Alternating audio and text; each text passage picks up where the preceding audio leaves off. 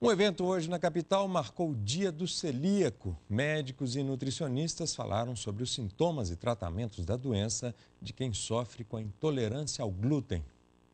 Otávio sentia os mesmos sintomas quando comia alguns alimentos. Muita dor de barriga, dor abdominal, coxinha, sanduíche, pastel. Só após 3 anos e muitas consultas com especialistas veio o diagnóstico. Otávio é celíaco. A doença provoca uma intolerância ao glúten, uma proteína existente principalmente nos cereais como aveia e trigo. O tratamento é uma dieta que Otávio mesmo ajuda a controlar.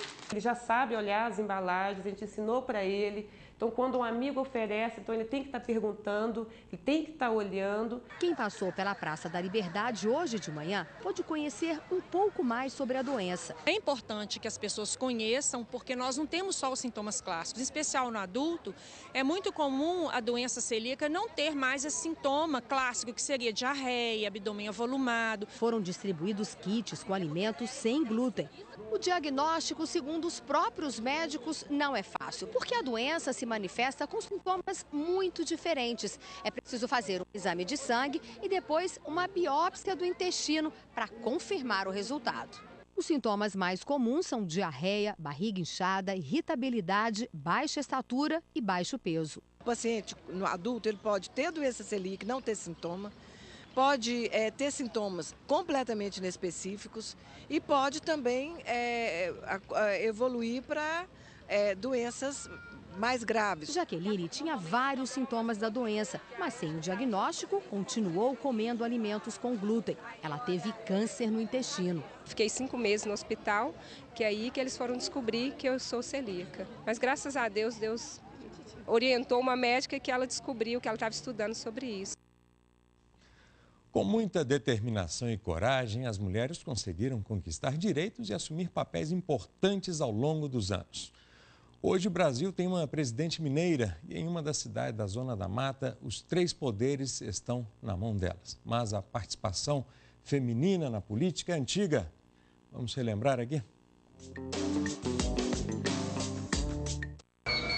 Quase 8 décadas depois de conseguirmos o direito ao voto, o Brasil vive a experiência inédita de ser governado por uma mulher.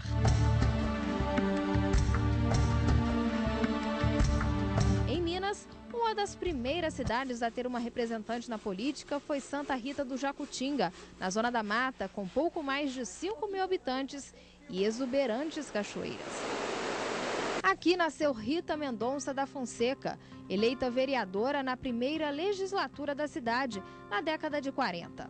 A foto dela está exposta na Câmara Municipal com os outros 8 vereadores da época. O primeiro livro de atas do Legislativo, escrito a lápis, registrou a eleição de Rita como presidente da casa, em dezembro de 1947. Casada com o gerente de banco Oscar Osório da Fonseca, Rita Mendonça teve 4 filhos. Morreu em 1972, aos 64 anos, mas permanece viva na memória da família. Ela tinha habilidade para política. Ela era uma política, sim, mas não política como um chefe político, como os antigos coronéis, não.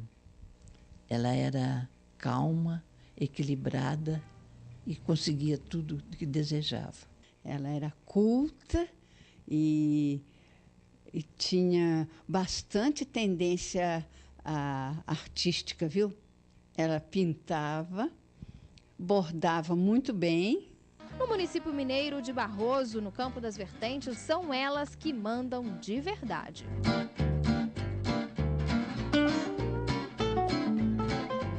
Aqui elas são a maioria da população de cerca de 20.000 habitantes, situação que se repete em diversos municípios brasileiros. O que chama a atenção em Barroso é que a cidade é a única em Minas onde as mulheres comandam os 3 poderes: executivo, legislativo e judiciário.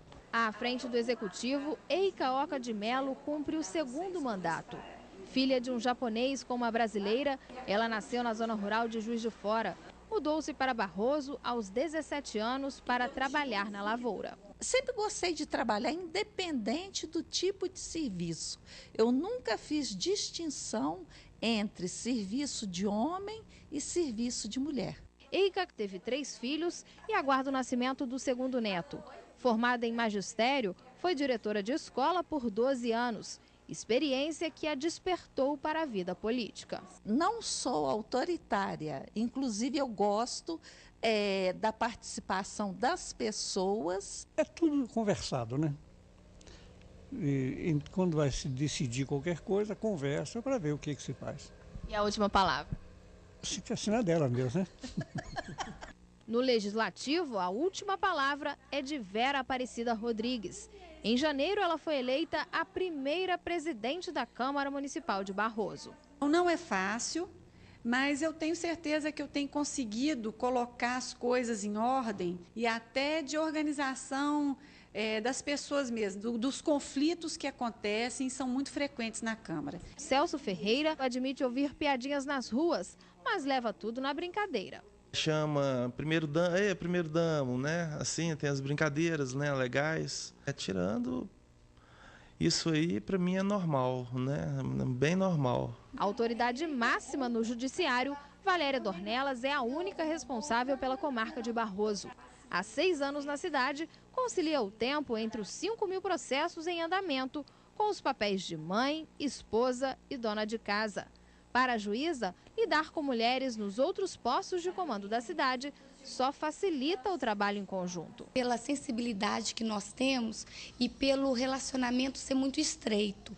Então, nós, através de telefone, nós resolvemos problemas da cidade, estreita os laços, e isso é importante. Apesar da desvantagem numérica na política brasileira, num quesito as mulheres são invencíveis: a capacidade de defender suas causas. A mulher tem mais garra, a mulher é guerreira, a mulher é persistente e ela vence nem que seja pelo cansaço.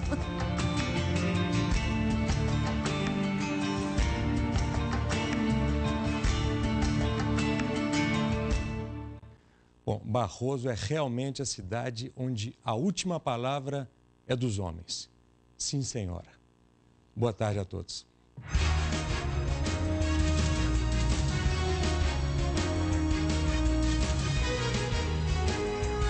TV Globo Minas, assista agora Globo Esporte.